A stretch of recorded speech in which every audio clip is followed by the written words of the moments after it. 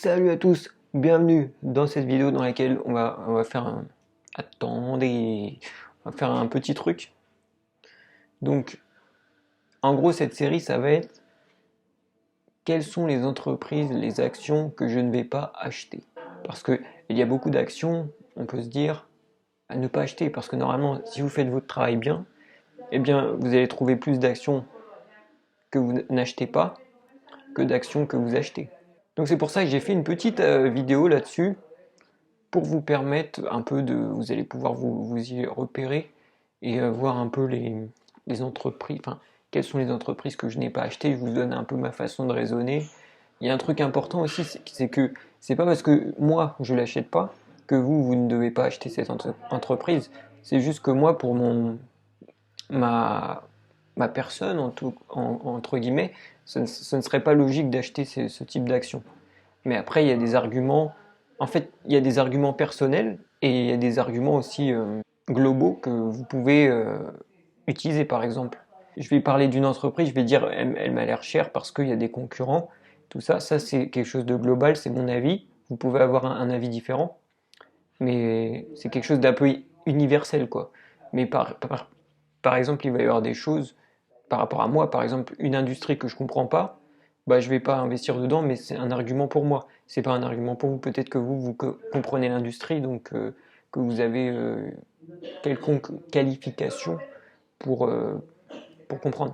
Donc voilà, j'espère que vous avez une petite introduction comme ça. Voilà. Donc là, on va regarder.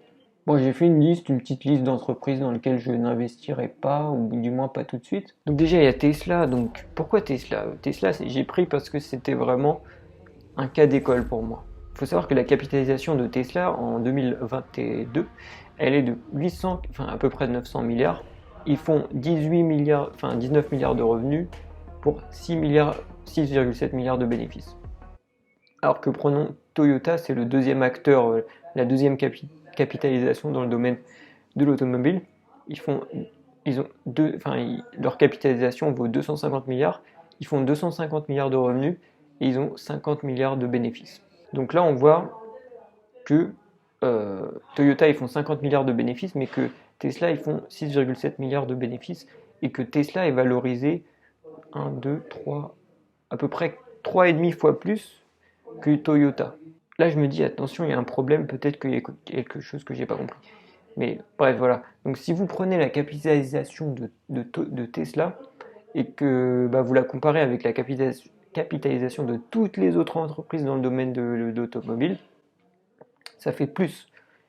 Donc en gros, la question à se poser, c'est est-ce que moi, personnellement, en tant qu'investisseur, je préfère avoir acheté Tesla, sachant qu'il va me rester quelques centaines de milliards pour acheter d'autres choses, ou est-ce que je raisonne à échelle globale, bien sûr. Ou est-ce que je préfère acheter toutes les autres entreprises de l'automobile et avoir quelques milliards en réserve encore pour acheter d'autres Donc là, je me dis, ça m'a l'air cher Tesla. Donc pour moi, la seule chose qui permettrait de justifier un tel prix pour Tesla, ce serait une avance technologique durable, parce que je vois plusieurs trucs. Je vois déjà la marque, c'est qui est leur avantage compétitif, ou un avantage technologique durable. Par exemple, si c'était une entreprise exceptionnelle au niveau de la technologie, il faudrait vraiment que ce soit vraiment exceptionnel de fou, quoi. Et là, quand on voit qu'il y a d'autres entreprises qui ont déjà une marque présente, que les gens apprécient, par exemple les gens qui ont une Toyota, ils connaissent la marque, il y a une affection envers la marque. Pour plein d'autres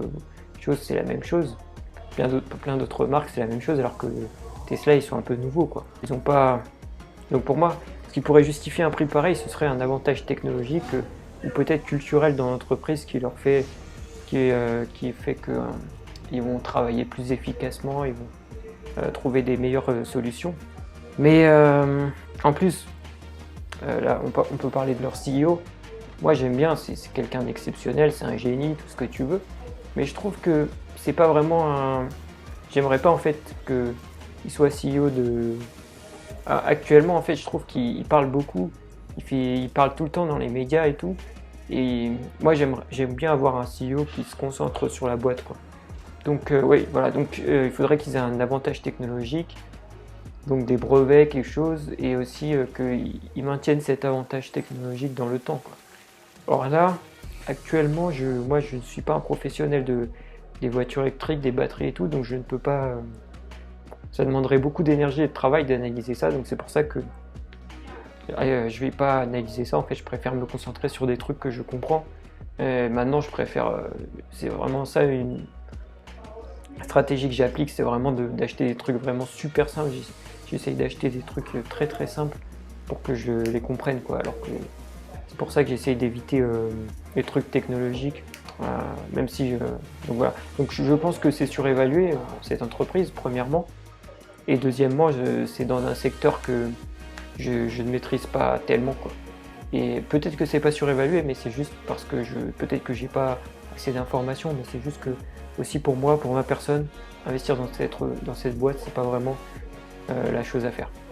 Ensuite, donc prenons d'autres exemples. On peut prendre Renault par exemple. J'ai pris Renault, mais ça peut être en gros toutes les entreprises dans le domaine de l'automobile. Si on prend Renault, mais d'ailleurs ils n'ont pas de court bénéfice, c'est un peu embêtant pour comparer aux autres entreprises. Voilà, ce type d'entreprise, je vois pas vraiment. C'est comme toutes les entreprises dans l'automobile en fait. On peut prendre ici là. Je vois pas vraiment leur avantage compétitif par rapport aux autres, quoi. Et ce que j'ai pas dit sur Tesla aussi, c'est parce que là ils sont dans l'électrique. À l'époque ils étaient dans l'électrique, c'était les seuls vraiment à être on va dire une entreprise sérieuse dans l'électrique. Mais maintenant, je trouve que dans l'automobile il y a de plus en plus de marques qui se lancent dedans, qui font des trucs sérieux comme Volkswagen, comme toutes les marques se lancent dedans. Donc plus il y a de concurrents et normalement plus ça devrait, on va dire, empêcher Tesla de se développer. Même si ils veulent développer d'autres choses, j'ai bien conscience qu'ils veulent développer des robots, tout ça, mais pareil, moi je m'y connais pas trop là-dedans, je sais pas s'ils vont réussir à percer. Donc en gros, voilà, toutes les entreprises automobiles, elles se lancent dans l'électrique, il n'y a pas vraiment. Pour moi, elles font à peu près la même chose, quoi, et je vois pas vraiment leur avantage compétitif, donc c'est pour ça que je préfère pas acheter les voitures, enfin les actions dans des marques de voitures. À la limite, peut-être des entreprises comme Ferrari ou ce type d'entreprise qui vraiment, c'est pas vraiment des voitures qu'ils vendent, mais c'est plutôt, enfin ils vendent des voitures, mais c'est plutôt une image c'est plutôt du luxe, quoi. Donc ça, c'est un mix entre les voitures et le luxe, donc c'est un peu différent. Mais pour le reste, je préfère éviter d'investir dans des entreprises qui sont dans l'automobile. Bon, après, il y a CD Projekt Red, que j'avais fait une autre vidéo là-dessus. Et ce qu'on peut se dire là-dessus, c'est que moi j'aime bien leur jeu et tout, ils ont une créativité et tout, mais je pense que j'ai pas vraiment confiance dans leur CEO. En fait, ils avaient mis sur le marché un jeu qui s'appelle Cyberpunk et le CEO a dit qu'il n'était pas au courant que la version était buggée.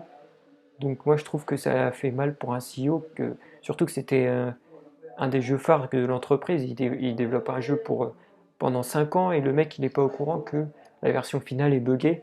Donc c'est pour ça, soit il ment, soit il ment et du coup j'ai pas envie d'investir dans sa boîte, ou soit il est pas au courant et je trouve ça un peu incroyable qu'il ne soit pas au courant de ça, quoi. Ensuite, Shopify. Donc Shopify c'est une entreprise qui a un système SAS, donc c'est-à-dire qu'ils te vendent faire un site chez eux et créer en fait ton site c'est une plateforme pour créer des sites internet, quoi. Mais le truc c'est que, enfin ils ont plusieurs avantages concurrentiels que je vois, notamment le fait qu'ils ont leur propre logiciel, enfin leur propre langage de code et que les développeurs sont sur leur plateforme et développent des logiciels sur des applications pour pour ajouter des fonctionnalités et améliorer les sites internet des gens qui sont hébergés sur Shopify. Donc ça c'est intéressant, c'est un de leurs avantages concurrentiels, c'est un peu une sorte d'effet de réseau parce que plus il y a de développeurs, plus ils développent et plus ils développent, plus il y a de gens qui arrivent, donc c'est un effet vertueux et tout ça. Mais le problème de cette entreprise, c'est que je ne comprends pas vraiment là, c'est un peu. J'ai écouté leur CEO et je ne comprends pas en fait pourquoi ils veulent développer. En fait, ils veulent essayer de développer des choses physiques, donc un peu comme Amazon, c'est-à-dire pas seulement sur le côté technologie Internet, le fait de développer des hangars, de le combiner avec la technologie et tout ça. Ça, je vois pas vraiment le rapport avec leur business principal. Enfin, si, je vois, mais moi, ce que je pense, c'est que ça va. Enfin, je vois pas vraiment leur CEO, il n'explique pas vraiment quel est vraiment l'intérêt de faire cette stratégie. Je vois pas l'intérêt, surtout qu'ils sont en concurrence avec des gros comme Amazon, comme Alibaba. Donc je vois pas vraiment l'intérêt de leur faire concurrence frontalement, quoi. En général, je préfère faire les entreprises qui font concurrence d'une manière détournée et pas directement dans le secteur d'une grosse boîte. Et j'ai écouté leur CEO et je vois pas vraiment. Pourtant, regardé plein d'interviews de lui et tout ça, mais j'ai pas vraiment compris quel est l'intérêt de sa stratégie là-dessus. Donc c'est pour ça que j'ai décidé de pas investir sur Shopify. Après, par exemple, tu as Coinbase qui est actuellement un PI intéressant, qui a sacrément baissé. Par exemple, là, ils sont à un PI. Ah, c'est bizarre, ils marquent pas leur PI. Mais bref, ils ont sacrément baissé et tout. Ce que je comprends pas, en fait. Enfin, pour moi, Coinbase, leur seul avantage, enfin, une entreprise dans ce domaine-là, c'est-à-dire on va dire, un broker, quoi. C'est un broker, mais dans un marché des cryptos. Le seul avantage qu'ils pourraient avoir, c'est premièrement un avantage sécurité, donc c'est-à-dire quand tu stockes tes cryptos chez eux ou que tu achètes des cryptos chez eux, c'est sécurisé, tout ça. Et deuxième avantage, ce serait le prix, donc c'est-à-dire pouvoir acheter à vraiment pas cher, pouvoir en acheter beaucoup. Mais je vois pas vraiment en fait, je vois pas vraiment pourquoi eux plutôt que quelqu'un d'autre, ils vont avoir une sécurité forte ou un prix attractif, enfin moins cher que les autres pour acheter leur crypto quoi, pour que les clients achètent leur crypto moins cher avec moins de commissions et tout ça. Donc là-dessus, je comprends pas trop, donc c'est pour ça que j'ai évité. Après, tu as aussi LVMH ça, il y a plein d'entreprises dans le luxe et tout qui ont explosé ces dernières années, par exemple. Pour moi, le luxe, c'est leur PDG. D'ailleurs, j'ai écouté, il dit c'est une question aussi de créer un produit qui est désirable, donc c'est-à-dire que le client veut. Et sur LVMH ou toute autre entreprise, moi, j'achète jamais de luxe. Je comprends pas vraiment. Enfin, je comprends un peu le marketing et tout. Je vois pas vraiment pourquoi eux, plutôt qu'une autre marque de luxe, auraient un avantage, quoi. Après, il y a toutes les entreprises technologiques du style Nvidia, AMD. Donc ça, pour moi, c'est des entreprises qui font... en gros, ils fabriquent des cartes graphiques, des processeurs pour les ordinateurs. Mais là-dessus, je vois pas... Enfin, moi, je m'y connais pas trop là-dessus, toujours pareil. Et je vois pas qu'est-ce qui va leur permettre d'avoir un... Pour moi, il faut avoir un avantage technologique supérieur, durable. Et je vois pas ce qui va leur permettre, par rapport aux autres entreprises, d'avoir justement cet avantage. Donc j'essaie d'éviter un peu les entreprises compliquées dans la technologie. Et après, tu as tous les. Là, c'est juste une remarque, ça ne veut pas dire que je ne vais pas investir dedans, mais juste. Là, j'ai pensé à ça, par exemple, tous les Amazon ou les Google ou Microsoft, par exemple. En ce moment, ils sont en train de développer, ou même Alibaba, tous les géants de la tech, quoi, sont en train d'investir massivement dans le cloud. Par exemple, Amazon, la plupart de leurs revenus, ça provient du cloud, ça provient pas du e-commerce. En fait, j'arrive pas vraiment à savoir là-dessus. Enfin, ils font tout ça, donc le cloud, c'est un secteur en croissance exponentielle avec des gros revenus et tout ça. Ça, je comprends aussi que ça demande un investissement important et que tout le monde ne peut pas se le permettre et que vu qu'ils sont gros, ils peuvent acheter voilà, des trucs comme ça. Mais je pense que si tout le monde à un moment s'y met, parce que là tu as Amazon, tu as Microsoft, tu as Google, Alibaba, Tencent, tous les gros ils s'y mettent, donc j'arrive pas à savoir, toujours pareil, quel va être l'avantage d'Amazon par rapport à Microsoft. Est-ce que leur service proposé va être mieux? Ça j'arrive pas vraiment à savoir, bien que je pense que c'est un secteur en forte croissance, et voilà, mais c'est juste que c'est pour ça que ça m'embête en fait d'investir dans des entreprises, je sais pas, par exemple comme Amazon, la plupart de leurs revenus, ça provient du cloud, alors que moi, j'arrive pas à savoir pourquoi eux vont être mieux que Microsoft. Donc voilà, je vous ai résumé un peu les entreprises dans lesquelles je n'ai pas investi. Si vous voulez avoir plus d'informations, c'est un PDF vraiment super simple. J'ai mis au point une checklist pour trouver des actions intéressantes, donc vous pouvez cliquer sur le lien dans la description dans la vidéo. Il y a aussi un lien vers mon site web avec des podcasts et plein d'informations utiles que vous pouvez checker. Donc n'hésitez pas à y cliquer sur le lien dans la description, il y aura juste un email à mettre et je vous envoie le PDF. J'ai essayé de simplifier au max c'est une checklist en fait, vous avez juste à respecter la checklist et ça va vous aider à ne pas faire d'erreurs et à trouver des bonnes actions. Donc j'espère que ça va vous plaire et à la prochaine.